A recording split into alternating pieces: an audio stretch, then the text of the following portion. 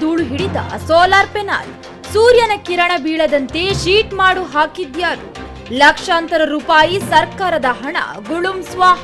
ತೀರ್ಥಹಳ್ಳಿ ಆಸ್ಪತ್ರೆಯಲ್ಲಿ ಮೇಲ್ದರ್ಜೆಗೆ ಏರಿಸಿದ್ದೇನೆ ಎಂದು ಪ್ರತಿ ಬಾರಿ ಹೇಳುವಂತಹ ಶಾಸಕರು ಆಸ್ಪತ್ರೆಯ ಮೇಲ್ಚಾವಣಿ ಹತ್ತಿಲ್ಲವಾ? ಅಲ್ಲಿ ಧೂಳು ಹಿಡಿದು ಕುಳಿತಿರುವ ಸೋಲಾರ್ ಪೆನಾಲ್ ನೋಡಿಲ್ಲವೇ? ಎಲ್ಲಾ ವಿಷಯ ಗೊತ್ತಿದ್ದರೂ ಗೊತ್ತಿಲ್ಲದಂತೆ ಮೌನ ವಹಿಸಿದ್ದಾರ? ಆರಗ ಜ್ಞಾನೇಂದ್ರ ಎಂಬ ಮಾತು ಸಾರ್ವಜನಿಕ ವಲಯದಿಂದ ಕೇಳಿಬರುತ್ತಿದೆ.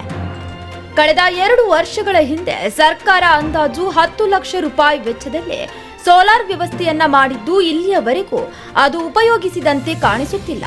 ಬಡ ರೋಗಿಗಳಿಗೆ ಅನುಕೂಲವಾಗುವಂತೆ ವಿದ್ಯುತ್ ಇಲ್ಲದೆ ಇರುವಾಗ, ಅದರಲ್ಲೂ ಮಳೆಗಾಲದ ವೇಳೆ ಅನುಕೂಲವಾಗುವಂತೆ ಸೋಲಾರ್ ಅವಶ್ಯಕತೆ ಇದೆ ಎಂದು ಸರ್ಕಾರವು ಹಣವನ್ನ ನೀಡಿತ್ತು. ಆದರೆ ತೀರ್ಥಹಳ್ಳಿ ಶಾಸಕರು ಸೇರಿದಂತೆ ಆಸ್ಪತ್ರೆ ಸಮಿತಿಯ ನಿರ್ಲಕ್ಷ್ಯದಿಂದ ಎಲ್ಲಿಯವರೆಗೂ ಸೋಲಾರ್ ವಿದ್ಯುತ್ ದೀಪ ಮಾತ್ರ ಕಂಡಿಲ್ಲ.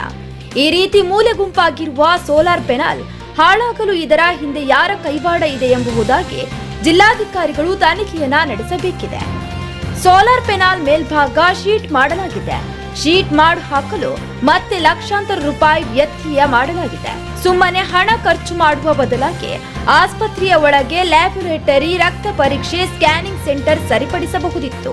ಒಟ್ಟಿನಲ್ಲಿ ಸರ್ಕಾರದ ಹಣವನ್ನ ದುಂದು ವೆಚ್ಚ ಮಾಡಲಾಗುತ್ತಿದೆ. ಜನಸಾಮಾನ್ಯರ ಕಷ್ಟಕ್ಕೆ ಬೇಕಾಗುವ ಕೆಲಸ ಮಾಡದೆ ತಮಗೆ ಅನುಕೂಲವಾಗುವಂತೆ ಏನಾದರೂ ಮಾಡಿಕೊಳ್ಳುತ್ತಿದ್ದಾರೆಯೇ ಎಂದು ಸಾರ್ವಜನಿಕರು ಪ್ರಶ್ನೆಯನ್ನ ಮಾಡುತ್ತಿದ್ದಾರೆ. ಇಂಡಿಯಾ 9 ಕನ್ನಡ ನಿರ್ಭೀತಿಯಿಂದ ನಿಮ್ಮ ಜೊತೆಗಾರ.